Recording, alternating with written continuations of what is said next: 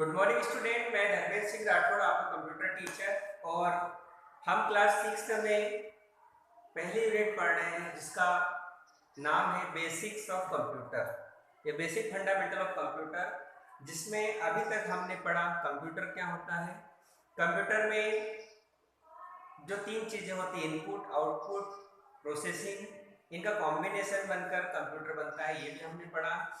उसके बाद हमने पढ़ा कि कंप्यूटर में क्या कैरेक्टरिस्टिक्स होती है, स्पीड होता है, स्टोरेज होता है, आउटपुट तेजी से देता है, स्पीडली वर्क करता है। ये चीज़ें हमने लास्ट वीडियो में डिस्कस की।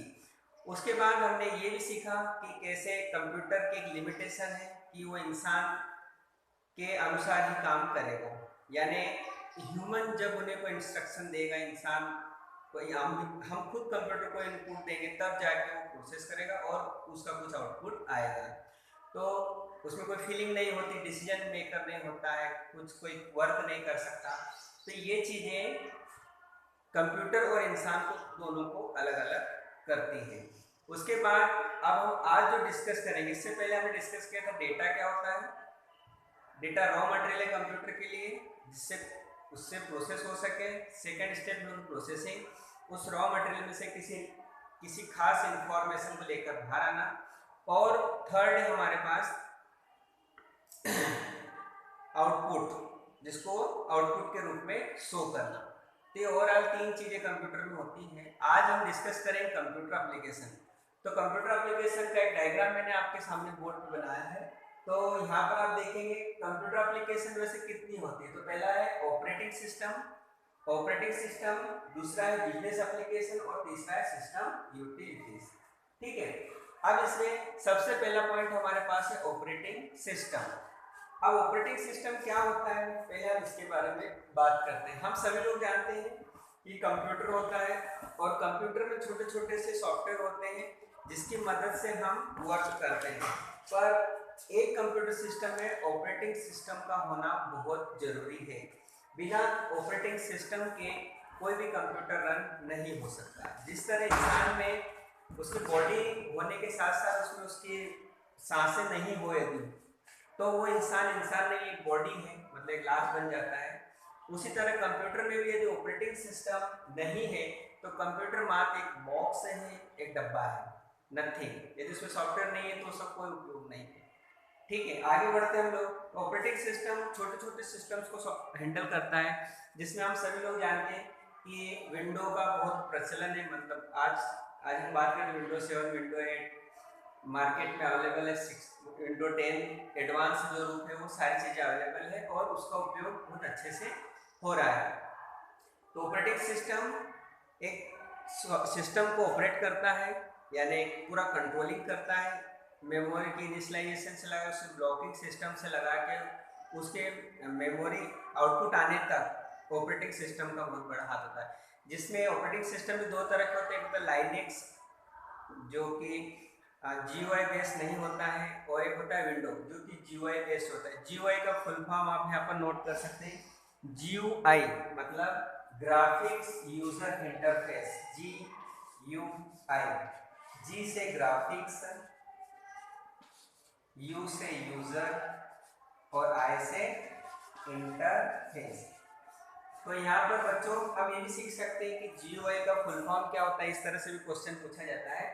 तो हम GUI का फुल फॉर्म बता सकते हैं, graphics user interface. Graphics user interface का मतलब होता है कि पहले जब यूनिक्स पे काम करते थे, लाइनक्स पे काम करते थे, वैसे आज भी करते हैं, पर उसमें जो वर्क होता है वो कमांड बेस्ड होता है। हर वर्क को कमांड के रूप में करना होता है और इतनी सारी कमांड्स को याद रखना इंसान के लिए पॉसिबल नहीं है। वैसे वो काम भी बहुत अच्छे से किया गया और सभी लोगों ने किया, बट आज की जनरेशन फास्ट है। उसको देखते हुए जो विंडो लॉन्च किया गया, ग्राफिक्स यूजर इंटरफेस विंडो। आगे बढ़ते हैं लोग बिजनेस एप्लीकेशन। सेकेंड है बिजनेस एप्लीकेशन। ऐसे सॉफ्टवेयर होते हैं जो किसी बिजनेस को आगे बढ़ाने में मदद करते हैं। जैसे बिजनेस के भी दो पार्ट हैं, जनरल और एक स्पेसिफिक।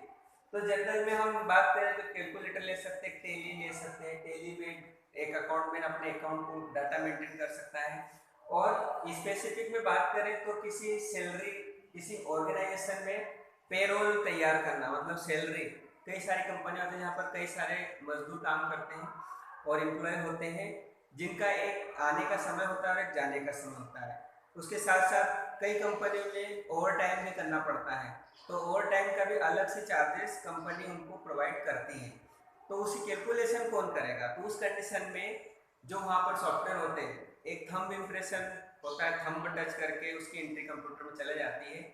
उसके बाद उस व्यक्ति काउंटिंग चालू होती है और महीने में 30 दिन तक वो डेटा उस कंप्यूटर के अंदर मेंटेन होता है और जाते समय फिर वो व्यक्ति टच करता है, पंच करता है, पंच करके जब वापस जाता है तो उसका पूरा एक दिन काउंट होता है। तो ये एक दिन काउंट होने में मैडम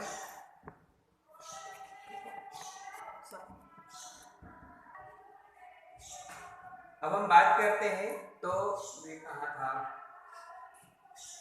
हाँ, तो कंपनी में वो बंदा जब एंट्री करेगा, एंट्री करने के बाद वो दिन भर वर्क करेगा, वर्क करके जो उसकी एंट्री होगी वो उसमें एंटर हो जाएगी।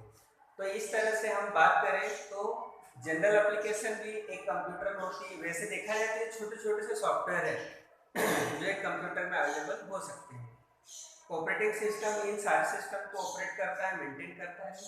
बिजनेस एप्लीकेशन एक कंप्यूटर के अंडर वर्क करती है जिसमें जनरल और स्पेसिफिक होती है। फिर उसके बाद यूटिलिटीज, यूटिलिटीज में होता है कि छोटे छोटे से सॉफ्टवेयर जिसका उपयोग हम स्पेसिफिक वर्किंग में, जैसे ब्राउजर है, ब्राउजर हो गया, ब्राउजर के बाद मीडिया प्लेयर है, ईमेल है, ये सारे सॉफ्टवेयर का उपयोग होता है। जैसे मीडिया प्लेयर है,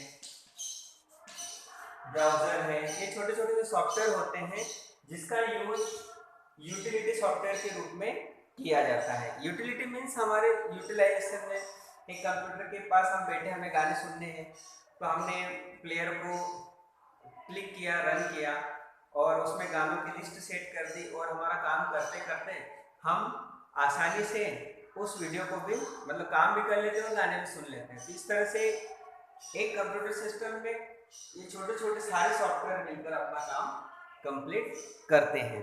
ठीक है, तो ये था ओवरऑल हमारे पास एक टॉपिक हमारा जिसका नाम है कंप्यूटर एप्लीकेशन। जनरल एप्लीकेशन में एक बार और वापस बता देता हूँ। जनरल एप्लीकेशन में हम word, MS word, PowerPoint, excel इसका भी यूज हम कर सकते हैं।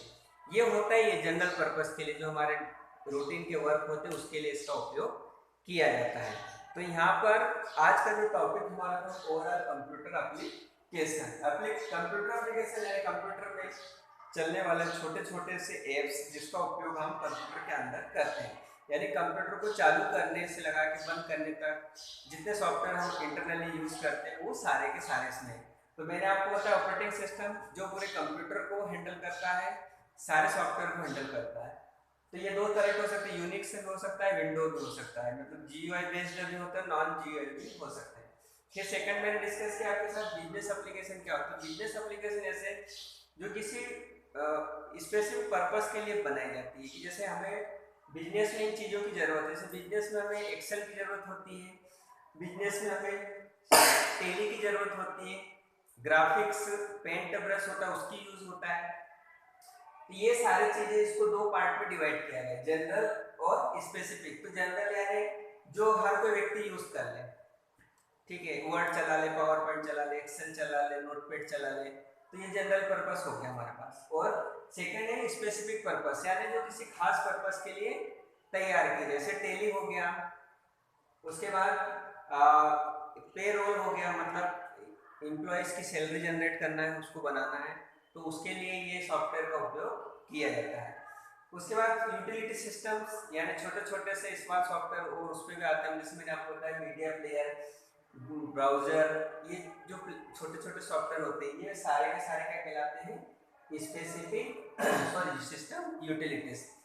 तो इसमें जो भी मैंने आज आपको बताया ये डायग्राम सभी लोग अपने नोटबुक में बनाएंगे और इस वीडियो से सीखने की कोशिश करेंगे। ऑनलाइन क्लास में हम इन सारी चीज़ों को डिस्कस भी करेंगे। वीडियो में काफ़ी लंबा ना बना के एक एक टॉपिक को कवर करके छोटे छोटे बना रहा हूँ, ताकि हम आसानी से उसको देख भी सके, और यदि कंप्यूटर में डेटा कम हो तो उस कंडीशन में हम उस वीडियो को डाउनलोड भी कर सकें।